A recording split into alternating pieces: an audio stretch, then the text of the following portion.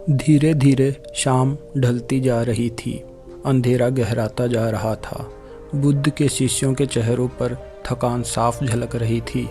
बुद्ध समझ चुके थे कि शिष्यों को विश्राम की आवश्यकता है, अतः उन्होंने एक सुरक्षित स्थान देखकर शिष्यों को रुकने का आदेश दिया।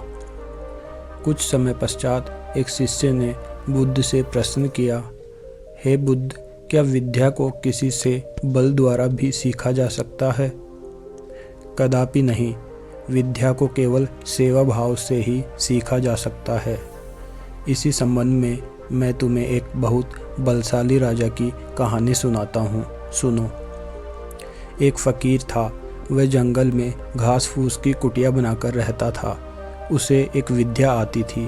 वह पीतल के बर्तन को सोना बना देता था, लेकिन इस विद्या का प्रयोग वह तभी करता था जब उसे उसकी बहुत आवश्यकता होती थी, और वह भी गरीबों के फायदे के लिए। एक दिन एक बहुत ही गरीब ब्राह्मण उसके पास आया। उसको अपनी लड़की का विवाह करना था और उसके पास एक फूटी कौड़ी तक नहीं थी। उसने फ़कीर को अपनी परेशानी बताई। फ़कीर ने समझ लिया कि यह सचमुच परेशानी में है।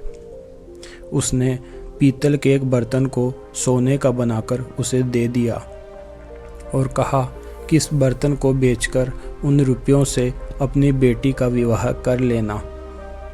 ब्राह्मण उस बर्तन को लेकर एक सुनार की दुकान पर गया। जब उसने सुनार को वह बर्तन दिखाया तो सुनार को संदेह हुआ। ऐसे फटेहाल आदमी के पास सोने का बर्तन हो न हो, यह राजा का ही है। सुनार उसे पकड़कर राजा के पास ले गया। राजा ने पूछा कि क्या बात है, तो उसने सारी बात सच सच बता दी। बात सुनकर राजा के मन में लालच आ गया। उसने सोचा, फ़कीर को बुलाकर यह विद्या अवश्य सीखनी चाहिए। यह सोचकर उसने ब्राह्मण को तो छोड़ दिया, साथ ही अपने एक सिपाही से कहा कि जाओ उस फ़कीर को पकड़कर ले आओ। सिपाही गया और थोड़ी देर में ही फ़कीर को लेकर आ गया। राजा ने कहा, फ़कीर, तुम पीतल को सोना बनाना जानते हो? फ़कीर बोला, जी हाँ। राजा ने कहा, यह विद्या हमें सिखा दो। फ़कीर निडरता से बोला, नहीं, मैं ऐसा नहीं कर सकता। जानते हो मैं कौन हूँ? राजा ने कड़क कर कहा। फ़कीर बोला, जानता हूँ, खूब अच्छी तरह से जानता हूँ। राजा को बहुत गुस्सा आया। उसने कहा, मैं तुम्हें 15 दिन का समय देता हूँ। अगर इस बीच तुमने मुझे विद्या सिखा दी तो ठीक, नहीं तो फांसी पर लटकवा दूंगा। उसने फ़कीर को भेज दिया। वह रोज़ शाम को उसके पास सिपाही भेजता कि वह तैयार है या नहीं। फ़कीर का एक ही उत्तर, नहीं।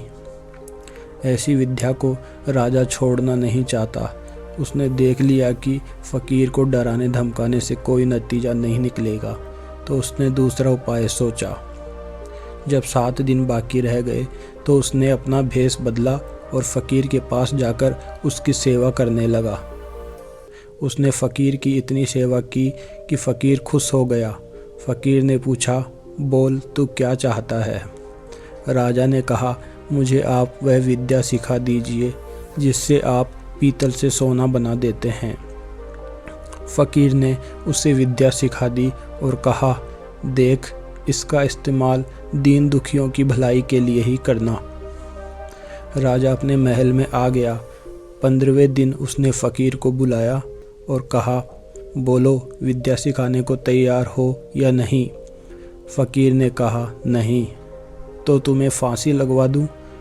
ज़रूर। तब राजा ने गर्व से हंसकर कहा, जिस विद्या का तुम्हें इतना घमंड है उसे मैं जानता हूँ।